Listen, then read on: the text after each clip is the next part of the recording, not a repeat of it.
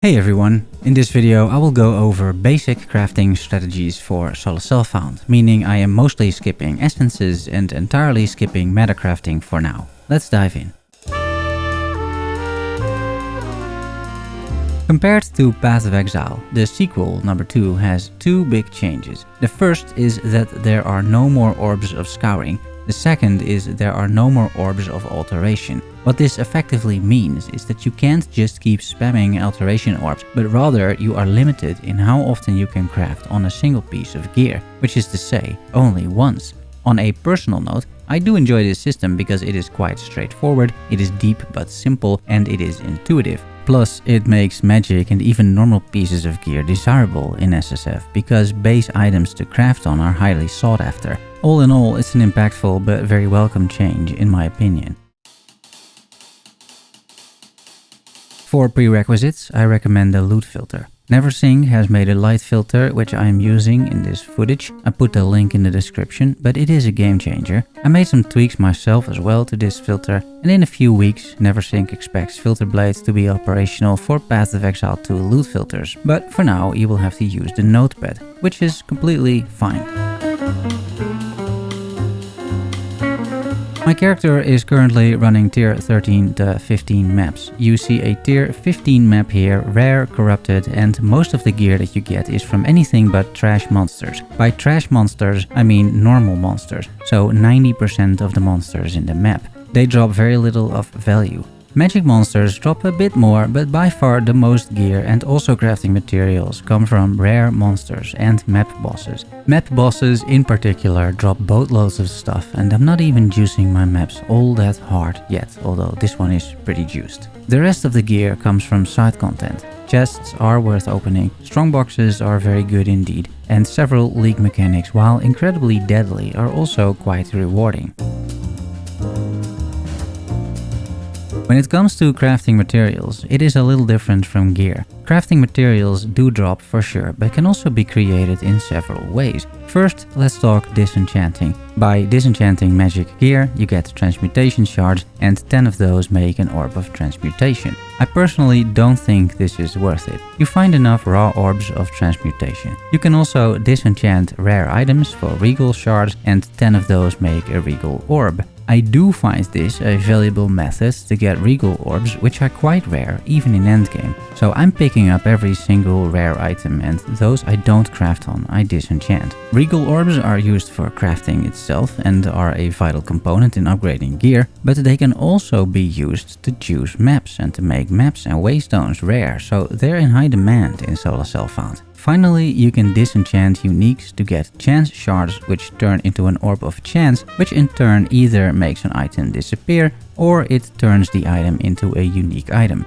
It's a pretty cool mechanic, it's borrowed from last epoch, it has the same thing.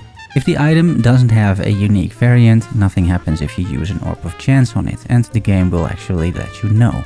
Second, you can salvage gear as well using the salvage bench. This results in a few crafting materials, again in the form of shards. Salvaging gear with sockets gives you Artificer's orbs, which adds a socket to an item. Salvaging armor with quality on it provides armor shards, which improves the quality of armor. Salvaging martial weapons with quality provides blacksmith's whetstones, which add quality to martial weapons. And finally, salvaging wands, staves or scepters with quality provides Arcanist's etchers, which improve the quality of said weapons. This works for any rarity gear, by the way. All of these materials are scarce, and for all of those I am picking up gear to salvage, so I have enough materials for my crafts.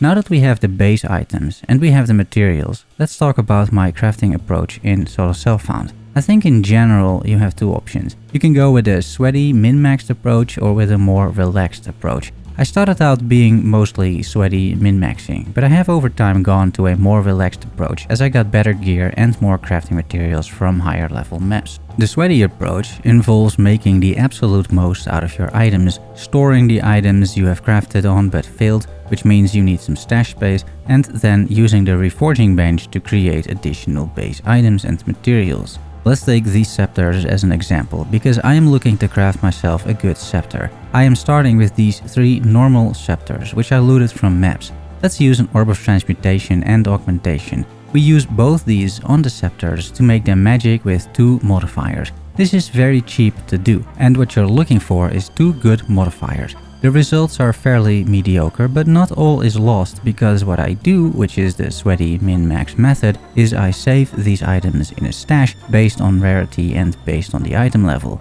I may have failed my initial 3 crafts on white scepters, but I do have now 3 magic level 16 and 3 magic level 17 scepters from previous sessions, and you can use the reforging bench to turn those into a new magic scepter, effectively getting a free new magic item. This is quite efficient in terms of items and crafting materials, but also quite time consuming, and eventually I stopped doing this for the majority of gear.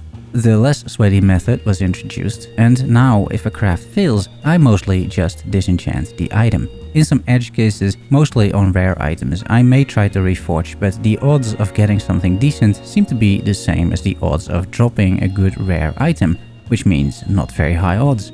I ultimately didn't find it worth the hassle for the majority of gear. What I have started doing instead, helped by the fact I'm a necromancer so I can just open up my inventory and craft while minions are killing stuff, is use orbs of transmutation and augmentation on the spot in a map, in my case on scepters that I find, and then I see if it's a decent item. If so, I keep it. If not, I just drop it on the ground.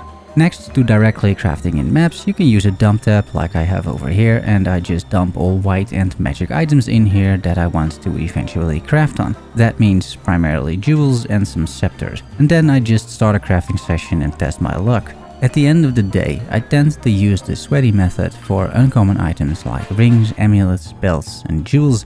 They simply don't drop much, so I care about saving them as much as I can. For anything else, I drop plenty and it's not worth the hassle. Hence my reforging tab looks like this, primarily filled with jewelry. No matter which approach you're taking, the sweaty or the more relaxed one, there is still a crafting strategy to consider. And for strategy, I made a sort of mind map decision tree to help you out a bit with the choices that you're facing. Again, I'm not taking into account most essences or metacrafting at this moment in time. This is just with the basic currency you find, as this is primarily targeted to SSF in an early stage scenario. The starting point is a white item. Any white item, it doesn't really matter. Step 1 is you have a choice to turn it into a magic or a rare item. Orbs of alchemy you don't find a lot of, and in my personal opinion I would rather use these on items that I want to be rare items without caring too much about which modifiers roll on it. Or in other words, waystones. I find the best use for my orbs of alchemy is waystones, not actual gear. Your mileage may vary, however. So I'm using orbs of transmutation and augmentation, which I have plenty of. I'm using them liberally, and I'm basically spamming to create magic items after a bit of mapping. Then, once you have a bunch, it's time for another decision, and that is if the magic item that you created is good enough to be promoted to a rare item. In most cases, it isn't. But in the cases it is, which depends on what you're looking for, you can use either a regal orb or a greater essence. I'm sticking with regal orbs, essences I'll cover in another video, and greater essences are incredibly rare resources.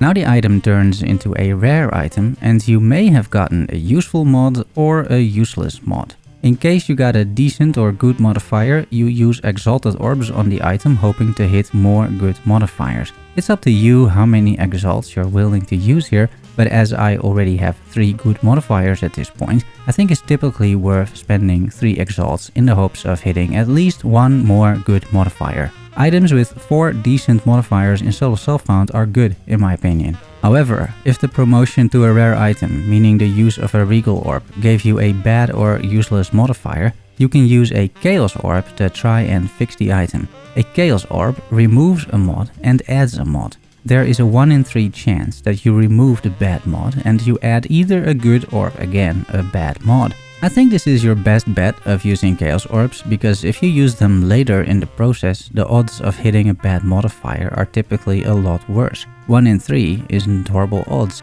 Assuming you replace the bad mod, you can now add exalted orbs again. If you break the item even further, which is a 2 in 3 chance, it's time to disenchant it. At the end of the crafting process, once you have 6 mods on gear, or 4 mods on, for example, jewels, you can still increase the quality, add sockets, and even corrupt it with a Vaal orb. which is of course risky. On jewels, I use it quite a lot. You may get some additional resistances, which is always useful, but it may also remove a modifier or add a socket or remove a socket. There's all sorts of things that can happen, so use a Val Orb at the end at your own risk. But there you have it, it's a basic SSF crafting guide. There's much more to crafting and more advanced crafting like with essences, but that will be its own video. I hope you had a good time watching this video. Let me know what you think. Also let me know if you have any suggestions. Subscribe and like for more PoE SSF content. Thanks for watching and making it to the end. Love you all. See you soon. Bye bye.